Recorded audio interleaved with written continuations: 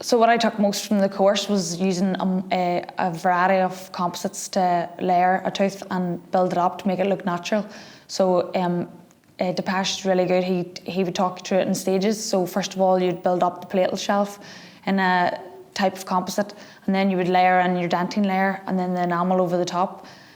So that was very interesting, because before this I would just use one type of composite, whereas now I know you maybe need 3 or 4 composites to make a tooth look really natural, and I think that's what makes the difference. So whenever you're doing and also there's different strengths to the composites as well. So there's different types of composites. There's hybrids and microfill and nano, so they're different strengths. So whenever in the bite surface of your tooth, you would need to use a stronger composite, and then whenever you're going more towards the front face of the tooth, you'd want to use a microfill composite, because it's a better polish as well, so it gives a nice shine and finish, and it wouldn't be load burn, so it would be less likely to chip.